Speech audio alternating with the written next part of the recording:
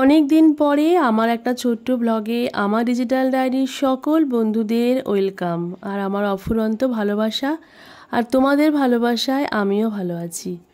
ভিডিওগুলো করা হলেও সময়ের অভাবে এডিট করতে পারছি না, তো আজকে অনেক কষ্ট করে সময় বার করে এডিট করছি তোমাদের জন্য। আসলে তোমরা জানো আমি স্পেশাল ডে স্পেশাল মুহূর্তটা তোমাদের সঙ্গে ভাগ করে নিতে চাই, এটা আমার ভীষণ ভালো লাগে। আর এখন আমি কোথায় যাচ্ছি বলো তো বন্ধুরা, আমাদের দত্তপুকুরের বাজারে। এই ভিডিওটা করেছিলাম আমি উল্টো রথের ঠিক আগের দিন। তোমরা অমনি বলবে বাবা এতদিন পরে আমি তোমাদের কাছে শেয়ার করছি, কি করব বলো, তবু তো শেয়ার করতে পারি, এটাই তো আমার সৌভাগ্য। এখন আমি দত্তপুকুরের স্টেশন বাজারে এক সবজি দাদার কাছে এসেছিলাম। একে তোমরা যারা দত্তপুকুরে বাজারে আসো, যারা আমার ব্লগ দেখে থাকবে হয়তো চিনতে পারবে। তো রাত তখন প্রায় 9টা বাজে। আমরা উল্টো রথের আগের দিন গিয়েছিলাম কিছু সবজি কিনতে। ও আমরা কেন বলছি, আসলে আমি তো একা নই, আমার সঙ্গে আছে আমারই সামনের বাড়ির একজন। সে ক্যামেরার সামনে আসতে খুব একটা স্বাচ্ছন্দ্য নয়, তাই তাকে আনা হয়নি। আর আমাদের বিশেষ মুহূর্তটা ছিল উল্টো রথের দিন আমরা চেয়েছিলাম পাড়ার সবাই মিলে একটা ছোট্ট গেট টুগেদার করতে। তো হঠাৎ করে প্ল্যানটা ঠিক হয়েছিল আর সেই জন্যই চলে গিয়েছিলাম টুকটাক যেগুলো দরকার এই গেট টুগেদারের জন্যই, খাওয়া দাওয়া বলতে পারো, সেগুলো কিনতে। হ্যাঁ বন্ধুরা, প্রথমে আমাদের ঠিক হয়েছিল কি বলতো যে খিচুড়ি হবে, কিন্তু না, কিছু জনের একটু ইচ্ছা ছিল ফ্রাইড রাইস আর আলুর দম। তারপর তাই হলো। তো ফ্রাইড রাইস করতে গেলে যে সবজিগুলো দরকার আর আলুটাও তো দরকার, তো সেগুলোই কিনতে আমরা চলে গিয়েছিলাম উল্টো রথের আগের দিন রাতে। আসলে উল্টো রথের দিন আমাদের সবারই কিছু না কিছু কাজ ছিল, তারপর পুজো ছিল, তো ওই জন্য আমরা বাজার টাজার করতে পারবো না, তাই ঠিক করলাম যে আগের দিনই চলে যাই। এখন ফিরছি দত্তপুকুরের স্টেশন সংলগ্ন গল্পপুর পাড় দিয়ে আমাদের বাড়ি ফেরা হচ্ছে। আর এই রাস্তাটা এতটাই ভিড় থাকে কি বলবো তোমাদের। সমস্ত রকমের সবজি কেনার পরে আমাদের মনে পড়লো যে বাবা কালকে খাওয়ার জন্য তো পাতা কেনা হয়নি, তাই তাড়াতাড়ি আসবার পথে এই দোকানটায় চলে গিয়েছিলাম কিছু প্লেট আর গ্লাস কিনতে। আর দেখো এই রং বেরঙের পাঁপড়গুলো দেখতে খুব ভালো লাগে, কিন্তু এটা না আমি খাওয়াতে খুব একটা প্রেফার করি না, কারণ যেহেতু বাচ্চাদের রং মেশানো পাঁপড়টা না দিলেই ভালো। কি বলো বন্ধুরা তোমরা? একটা কথা কি জানো তো বন্ধুরা, ছোটো ছোটো ছেলে মেয়েদের চাহিদা আবদারের সঙ্গে যদি তোমার একটু চাহিদাটা মিল করে দাও, দেখবে মনটা খুব ভালোই লাগে। এই যেমন ধরো আমাদের ছোটোবেলাতে আমরা খুব একটা রথ নিয়ে বেরোতাম না, হয়তো কোনো বিশেষ স্থানে রথের মেলা হচ্ছে সেখানে বাবা মায়ের সঙ্গে মেলায় যেতাম, কিন্তু এখন দেখছি রথ নিয়ে বেরোনোর প্রবণতাটা এতটাই বেশি, যেটা আমি টের পেয়েছি সোজা রথের আগের দিনকে রথ কিনতে গিয়ে।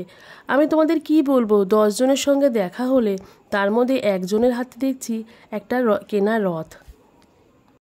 তবে বন্ধুরা খুব ভালো লাগে জানো তো, বছরের একটা বিশেষ দিন তুমি যদি বিশেষভাবে কাটাও তবে সারা বছরের জন্য একটা সম্বল হয়ে যাবে। আর এইটা হলো উল্টো রথের দিন দুপুরবেলায় মাকে নিয়ে গিয়েছিলাম বাসাতে। শাড়ি পরাতে পারিনি, মার শরীরটা এতটাই খারাপ ছিল, তো বাপি আর মাকে নিয়ে গেছিলাম বাসাতে ডাক্তার দেখাতে।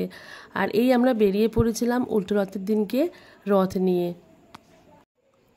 এই দেখো এই রথটা ছিল নীল বাবার, ও রথটা সাজিয়েছিল, আসলে ও তো সাজায়নি, ওর হয়ে ওর মা সাজিয়ে দিয়েছিল খুব সুন্দর ফুল দিয়ে, বেশ ভালো লাগছিল, মনে হচ্ছিল ফুলের রথ। আর আমাদের পাড়াতে এবার প্রায় 4টে রথ বেরিয়েছিল, আমাদের একটা আমাদের সামনের বাড়ির আর নীল বাবা বার করেছিল, আর এটা আমার বাড়ি তোমরা দেখতে পাচ্ছ। তো নীল বাবা আমাদের বাড়িতে রথ নিয়ে ঢুকিয়েছিল সন্ধ্যের সময়। আমি তাড়াতাড়ি করে নাইটি পরেছিলাম, ভাবলাম যে না একটু ভিডিও তো করবো, তাড়াতাড়ি করে চেঞ্জ করে শাড়ি পরে নিলাম।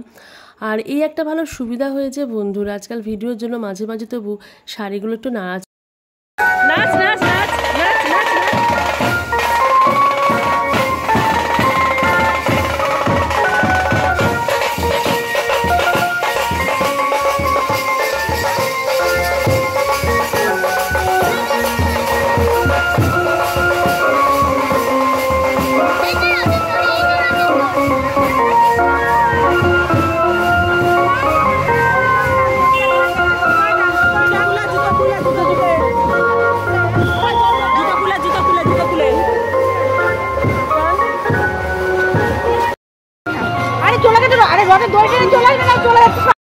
যতদূর পর্যন্ত দেখা যাচ্ছিল রথের পেছন পেছন বাচ্চাগুলো চেষ্টা করেছিল যাওয়ার, কিন্তু আমরা আবার ডেকে নিলাম, কারণ ওরা ওদিকে চলে গেলে ওদেরকে আবার তারপর মিশে গেলে খুঁজে পেতে অসুবিধা হবে। তারপর চলে আসলো।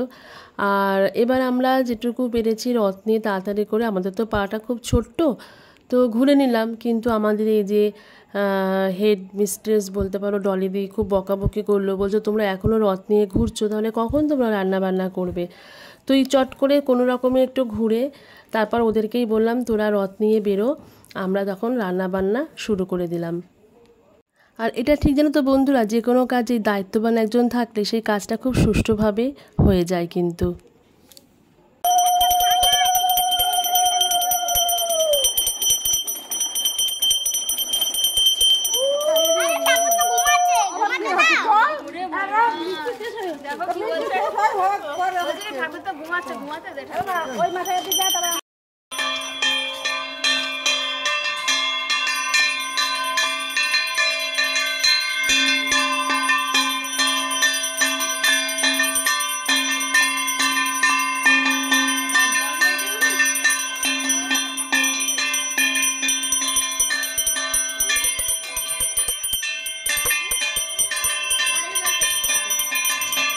তো বাচ্চাগুলো দিকে রথ নিয়ে ঘুরছে, সেই ফাঁকে আমরা চলে এসেছিলাম কিছুজন, সবাই অবশ্য না। তো ওইদিকে আমাদের মশলাগুলো হয়ে গিয়েছিল, যদিও আমি তখন ছিলাম না। এদিকে এই সমস্ত সবজিটা ডলি দিয়ে একা একা দুপুরে বসে কেটে রেখে দিয়েছিল। তো সবজিগুলো সবটা প্রায় ভাজা হয়ে গেল। আমি জানো তো সবাইকে বলেছিলাম তোমরা গুছিয়ে দিও, আমি রান্না করব, কিন্তু আমার রান্না করতেই হয়নি। আসলে ভালোবাসা স্নেহ এই সম্পর্কগুলো এমনই হয় যে বুঝে নাও সবটাই, আর কতটা কী বা বলবো। এদিকে দেখো আমাদের গ্যাসে বসে গেছে আলুর দমের, আলুটা ভাজা হচ্ছে। আমি যখন গিয়েছিলাম আমি বলে রেখেছিলাম যে বাপি মাকে একেবারে রাতে ডিনারটা করিয়ে দিয়ে আমি আসবো। তো আসার পরে দেখি বেশ অনেকটাই হয়ে গেছে, আর খুব ভালো লাগছিলো, এটাই আনন্দে জানো তো। কড়াই একটা, খুন্তি একটা, কিন্তু কতবার যে খুন্তিতে ওই হাতের স্পর্শটা চেঞ্জ হচ্ছে তোমাদের যে কি বলবো, যে যখন পাচ্ছে নেড়ে দিচ্ছে। তা আমি আর কি করে বলেছিলাম রান্না যদি ভালো হয় তো আমার, রান্না খারাপ হলে তোমাদের সবার। আর ওই বলে না ভগবানের একটা আশীর্বাদ আছে, ঠাকুরের নামে কোনো কিছু করলে সেটা অবশ্যই ভালো হবেই। আর এত সুন্দর হয়েছে, আমার তো মনে পড়ে না আমি কোনোদিন বাড়িতে অল্প আলুর দম করলেও আমি এতটা সুন্দর করতে পারি। ওখানে সবাই মিলে করা হয়েছিল, এত টেস্টি হয়েছিল কি বলবো। আর এই যে আমাদের দাদা, উনি বাসাতে স্টেশন মাস্টার, ডিউটি করে এসেও আমাদের দেখলেন রান্না করছি, তো সাথে সাথে দাদাও আমাদের হেল্প করলেন। দাদা আসাতে বেশ একটা সব কিছুতেই ভরসা পাওয়া যায়। ওই যে ডলিদির নামটা বললাম না, ডলিদি হলো এই দাদারই সহধর্মিণী।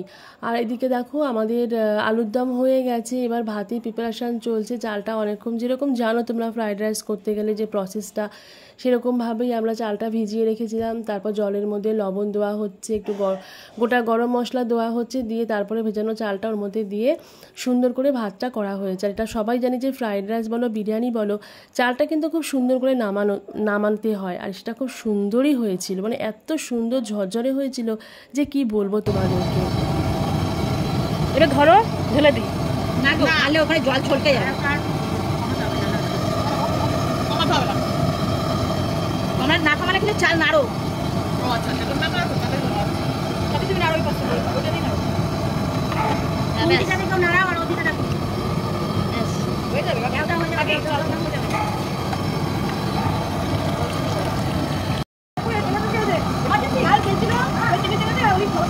ওলি পড়ে আছে।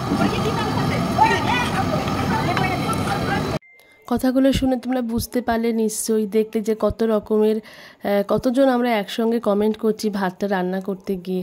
তো এটাই তো মজা, তুমি বাড়িতে নিজে যতই ভালো মন্দ খাও না কেন, ভালো বিরিয়ানি বলো ফ্রাইড রাইস বলো, সবাই বাড়িতে ভালো রান্না করে, সবাই বাড়িতে খায়, কিন্তু একসঙ্গে এক জায়গায় সবাই মিলে এভাবে রান্না করে খাওয়ার যে কী মজা, যারা করে তারাই জানে এটা। রান্না যে আমাদের ভালো হয়েছে সেই জন্য নয় বন্ধু, যদি রান্না খারাপও হয়, হয়তো ভাতটা গলে যেত, খারাপ হতো, নুন বেশি হতো, কিন্তু সেটা খাওয়ার মজাই যে অন্যরকম।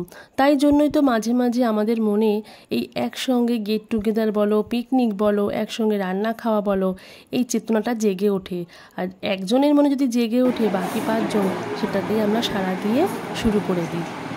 তো রান্না বান্না হয়ে গেছে, সব শেষে বাচ্চাগুলোকে আমরা খেতে দিয়েছিলাম। তারপর ধীরে ধীরে সবাই মিলে খেয়ে দিয়ে নিয়ে যাবতীয় কাজগুলো সব সম্পন্ন করতে হয়েছে, বাসন মাজা, জায়গাটা তো বন্ধুরা, কেমন লাগলো আমার এই ছোট্ট ব্লগটা? আশা করি তোমাদের ভালো লেগেছে। একটু কমেন্ট করে জানিও, আমার পাশে থেকো, আমাকে ভালোবাসা দিও। তোমরাও ভালো থেকো, সুস্থ থেকো। টাটা।